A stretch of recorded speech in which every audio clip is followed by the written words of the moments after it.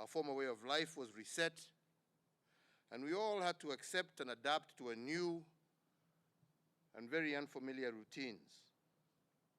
As you all know, to protect our children and to secure their future, we took them out of school. Similarly, we had to shy away from places of worship in order to preserve the believers, their families, their neighbors. And for the love of our elderly, we also had to forego visits to our elderly relatives in order to show them true love by caring for their lives. This has been the unfamiliar and uncomfortable new order for the last 15 months, not just here in Kenya, but globally. As a country, we have adapted to the new normal with grace and resilience, and for this I thank Kenyans. Terms that looked remote and far from our reach became our normal. The mention of curfew elicited anxiety and lockdown uncertainty. And over these 15 months, we have learned to anticipate COVID-related shock and to forestall its impact with speedy action. On our part, the government has provided swift policy actions and bold decisions whenever a COVID-related threat was detected. But our resilience as a nation against this pandemic is not just a governmental affair. The people of Kenya have also exercised a very admirable degree of civic responsibility in this fight.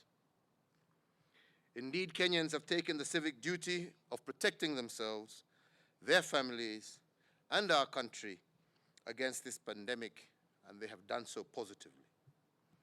Without your exercise of civic responsibility and duty, government's swift response would have amounted to nothing. And for this, I once again thank all my fellow Kenyans. For the last 15 months, COVID took us to a state of uncertainty in unfamiliar territory that was compounded by a series of dilemmas that pitted a choice between lives and livelihoods. But today I'm happy to note that a path out of this uncertainty is beginning to emerge, and the emerging path has two sides to it. The first is a challenge, and the second is an opportunity that has a promise.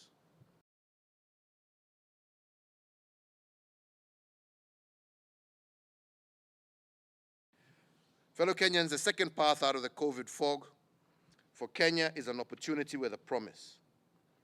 When we reported the first case of COVID-19 more than 15 months ago, the idea of a vaccine was nowhere in our minds. 1 year later, in March 2021, we were able to roll out a national vaccine deployment plan, and our strategy was to vaccinate 10 million adults by June of this year and approximately 16 million by June of 2023. But inspired by acceleration doctrine, which is about constantly increasing the speed of achieving our goal, we revised our vaccine plan, and instead of vaccinating 10 million adults by June of 2022, we expect that we will vaccinate the entire adult population of Kenya, which is 26 million people, by the end of this year. In fact, by Christmas of this year, we intend to have vaccinated over 10 million adults, according to our experts, and we will have built a capacity to vaccinate 150,000 people every day as of August of 2021. And this accelerated plan will be aided by a few swift, bold actions and programs. For instance, we have already ordered 10 million vaccines from Johnson & Johnson, with the first consignment arriving in Kenya in August of 2021. But in the process of negotiating with this company, we also have managed to get a lower price. For the price of 10 million vaccines, we will be able to have them deliver 13 million doses. And because the Johnson & Johnson vaccine is administered using a single shot, the speed of rolling out our vaccination program will therefore be accelerated. Using these vaccines and others in the pipeline, this is how we will vaccinate over 10 million Kenyans by Christmas of 2021 and 26 million Kenyans by the end of 2022. And if a vaccine for underage populations is registered by early next year, we intend to vaccinate an extra 4 million young adults by June of 2022. With a vaccinated population of 30 million people, this will allow us to begin the journey for herd immunity against this pandemic, and this is our intention for the next 12 months. Today, I'm happy to note that a path out of this uncertainty is beginning to emerge, and the emerging path has two sides to it. The first is a challenge, and the second is an opportunity that has a promise. So let me begin with the path that is a challenge. For the last 15 months, our efforts of fighting this pandemic can only be described as containment seesaw. And I call it a seesaw because sometimes we win on one front and experience a loss on the other. For instance, the highest positivity rate this year was at 26.6% in the fourth week of March 2021. This forced us to zone out and lock down the COVID hotspots of Nairobi, Kajiado, Kiambu, Nakuru, and Machakos. These counties at the time accounted for 70% of all COVID-positive new cases. The lockdown brought the positivity rate down to 7.8% in May of this year. And as we ease the lockdown measures in the 5 zoned counties, the western region of our country and the neighboring Republic of Uganda experienced a new wave. Because of the unusual nature of this virus, our gains in Nairobi, Kajiado, Kiambu, Nakuru, and Machakos were nullified by the Western attack. Now Busia, Kakamega, Nyamira, Kisii, Migori, Siaya, Homa Bay, Kisumu, Trans Nzoia, Bungoma, Bomet, Vihiga, and Kericho are on heightened containment measures from the 17th of June of this year. In fact, out of every 5 positive cases in Kenya a fortnight ago, 2 were from the western region.